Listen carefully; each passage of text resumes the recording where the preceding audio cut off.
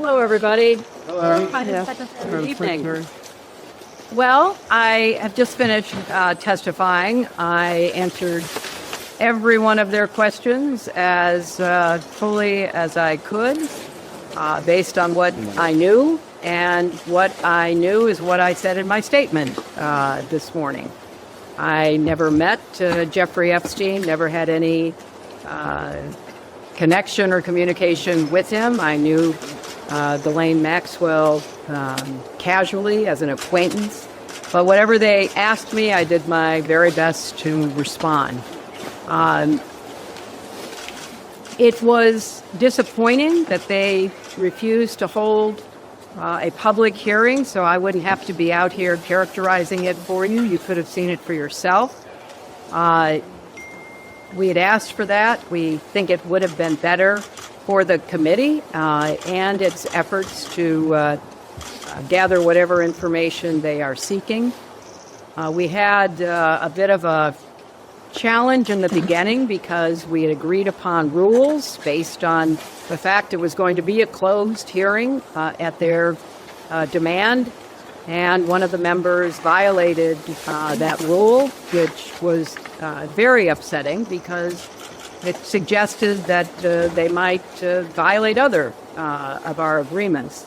So we had to cease the hearing for a period of time until we could get assurances that no rules would be broken going forward, and we returned to answer questions repetitively, literally over and over again. I don't know how many times I had to say I did not know Jeffrey Epstein. I never went to his island. I never went to his homes. I never went to his offices. So it's on the record numerous times.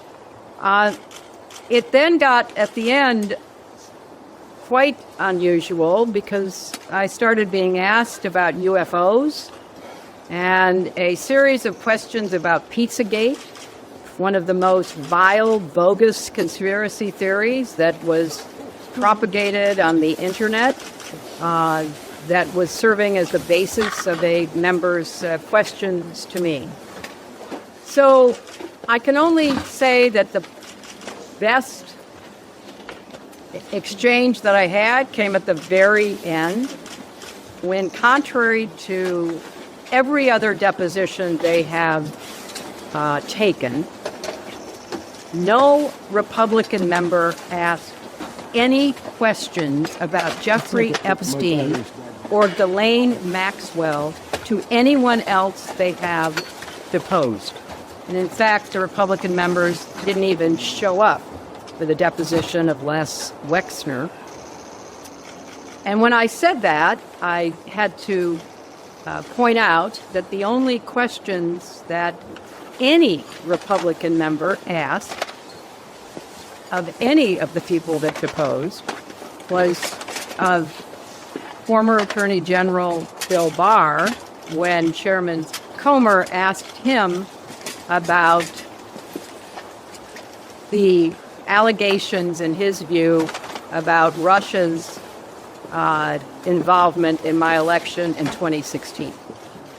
So at the very end of this hearing, after I made that point, I want to commend Chairman Comer for raising a series of significant questions that I responded to about the nature of the investigation and the areas that I thought should be explored. So I appreciated that. I want to see the truth come out.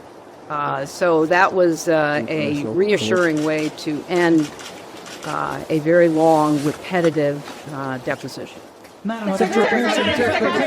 Green, you got open your opening remarks about how heartbroken you have been for the Epstein survivors as these files have come out. Can you talk to us a little bit about how you have processed and reacted to the fact that the former president, your husband, Bill Clinton, is referenced to the Epstein files numerous times, including in some photos featuring women? And how have you been personally preparing for the deposition that is coming tomorrow? Are you 100% confident that there isn't anything that the former president knows about Epstein's crimes? I am, and I think the chronology of the connection that he had with Epstein ended several years before anything about Epstein's criminal activities came to light, and that he was charged and sadly given a sweetheart deal, which, as I said in my statement, had that not happened, perhaps his predatory behavior could have been stopped earlier. But I think it is fair to say that the vast majority of people who had contact with him before his criminal pleas in 2008 were like most people. They did not know what he was doing. And I think that that is exactly what my husband will testify to tomorrow. Do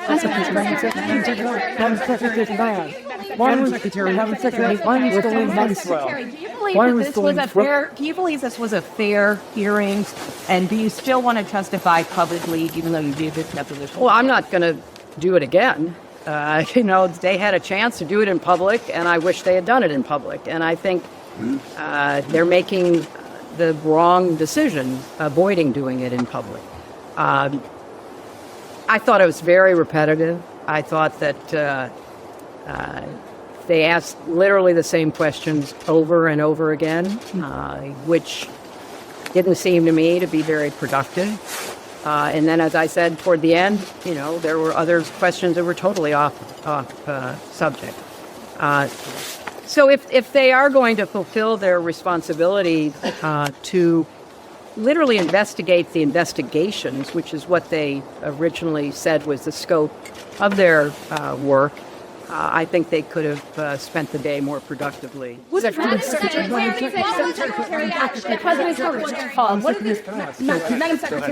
James Matthews from Sky News.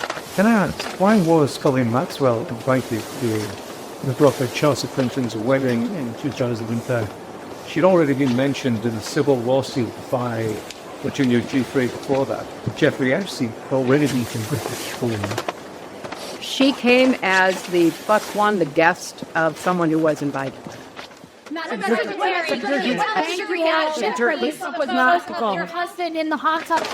What message did you say that presidency? I don't know when the video will be out. I don't know when the transcript will be out. We've asked that they be out as quickly as possible, and then you can Do you have see. Madam Secretary, what was your reaction as President Trump was in the hot tub? We heard from Bill Gates concerns about Epstein trying to blackmail him.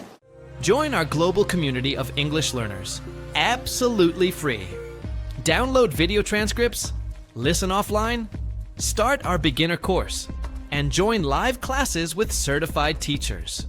Access over 1,000 resources to improve your English faster.